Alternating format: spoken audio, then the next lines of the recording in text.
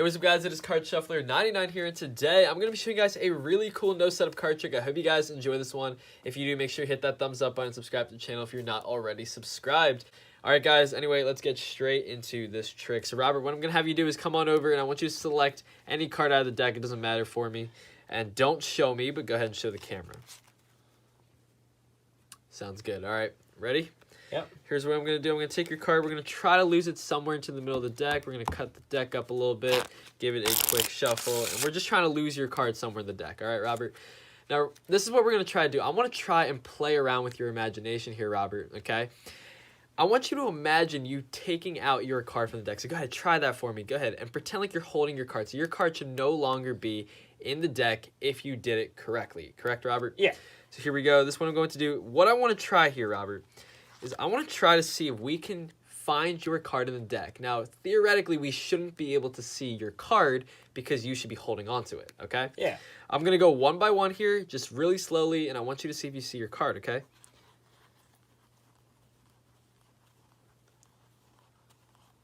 Did you see your card? I did not. How about in this little group of cards here? We'll go really slow. Did you see your card there? No, I didn't. You didn't see your card anywhere there? No, I didn't. Okay, we'll go through this packet right here. Just look really careful. I'm going to go slow as possible here, Robert. Just try to see if you can find your card. I'm not seeing it. You're not seeing your card. Well, Robert, like I said, this is an imagination card trick. Go ahead, take your card, throw it back in for me. Perfect. All right, here's what we're going to do, Robert. I'm going to give you the deck, and I want you to spell out for me 2 of hearts. Go ahead for me. Do that right now. So 2 TWO of OF hearts HEARTS. And My just like card. that, your card right back in the deck. All right, guys, that is the trick. I hope you guys enjoyed that one.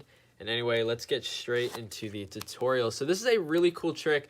Again, no setup, something I think is becoming really popular now. A lot of people like these impromptu card tricks, so that's what we're going to be bringing to you guys today. So in terms of starting this trick, there's so many ways you can go about doing it. I'm going to teach you guys just the general way that I did it in the performance, and then I'll just give you guys the general idea, and you can go ahead and put your own spin on it. You can use your own moves, your own controls, all that kind of stuff to make this trick work for you. So what you're going to need to know for this trick is how to control a card and how to peek a card. All right, that's going to be very important here. Now, a simple way you can do that is if you had a marked deck of cards. Great way of peeking a card out. Other than that, I'll show you guys another little peek that you can do that'll make this trick a little bit better as well, as to what I did in the performance. So what you're going to do is you're going to start out by having the spectators select a card. And they're going to be selecting their card right here. Let's go with the 10 of spades just for this trick, all right? We'll rock the 10 of spades now.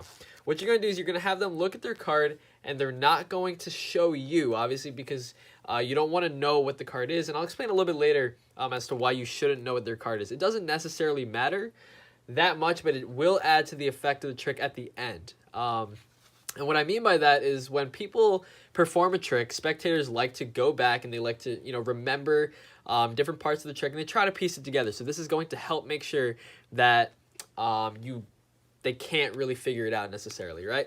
So what you're going to do from here is you're going to take the card and you can control it anywhere you want. In the performance, what I did was I controlled it to the bottom. So what you can do here, if you take their card and you put it somewhere into the middle of the deck like so, there's 2 ways you can do it. So one way, you can control their card to the top, to the bottom, and then back to the top. So one way you can do it is like this. If you wanted to control their card to the bottom of the deck, I would push their card down like this, holding this break. Okay, and what I would do is I would split this top packet here into 2. 1, 2, and then this entire last packet, this is their card right here, 3, okay? And just like that, you controlled their card to the top. From here, just to add to the effect, what you can do is an overhand shuffle. But what you do with this overhand shuffle is you're going to peel off one card first. So this is their card. And then obviously you're going to do the rest of the overhand shuffle. But what that does is it controls their card to the bottom. Now, a simple way of peeking a card out is just to do a simple 180 turn. Now, what this does is as I turn the cards, I'm actually peeking at it. So I'm going to come around. I'm going to see if I can show you guys what this would look like from your perspective. So here, this is known as the 180 peek. What happens is I'm going to turn the deck just like so. and you can see there I get a peek of the card. Now in reality, it just looks like I'm just trying to turn the deck, right? I'm just playing with the deck of cards. In reality, I'm doing more than just playing with this deck of cards. I'm actually trying to peek their card out.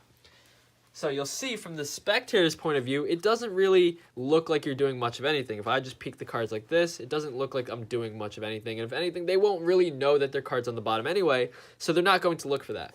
At this point, you can control their card back to the top. Simple way of doing that, just overhand shuffling all the cards until you get that last card back to the top. And just like that, that's all you have to do. So basically, you just need to peek their card and control it to the top. Another way, you can control the card to the bottom if you wanted to do that peek. Very similar. You put their card somewhere in the middle, just like so. But instead of pushing down, you would push up to push in and grab that break. Now, their card's right here. If you want to get this to the bottom, you're going to take this whole first packet, drop it, and then split the last one into two. And just like that, you control their card to the bottom. Just a couple ways you guys can go about doing it. It's the same idea, just it's going to control the card to two different places, but it looks the exact same. Now that their card's on the top, what you're going to do is you're going to explain to them that this is an imagination card trick. I'm going to split the cards in half, and I'm going to hold a pinky break. So you can see I'm just holding a break. Now, obviously, all the attention is going to be on the top of the deck. What you're doing here is you're going to ask them to use their imagination and pretend like they're just taking their card out of the deck and holding on to it. In reality, obviously, nothing's happening. What you're going to do here is now that you have this break, you know that this card right here, right below the break, is actually their selection. What you're going to do is you're going to go through the cards. You're going to start spreading through like so.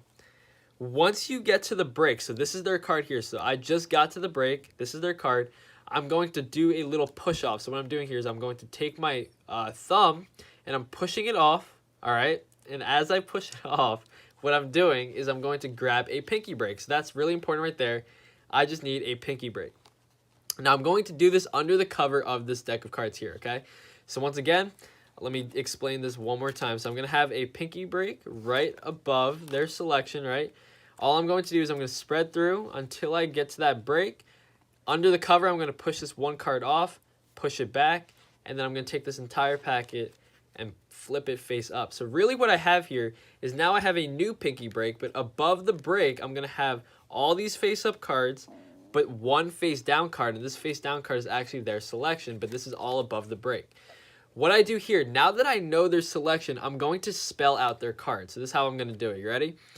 Their card was the Ten of Spades. So I'm going to go Tenofspades. Once I'm done spelling their card, all I have to do then is now stop and say, did you see your card? After that, once they say no, I'm going to continue spreading, but spreading on top of this packet. So I'm going to continue spreading until I get to this first face down card. Obviously, this is their card. What I'm doing here is because I still have my pinky break right here on this card, all I have to do is say, once they don't see their card, you're going to spread together all these cards here, and you can see that their selection is actually going to go inside this little packet of cards. Not just anywhere in this little packet, it's actually going to be exactly in the position if they had spelled their card out. You're going to set that down.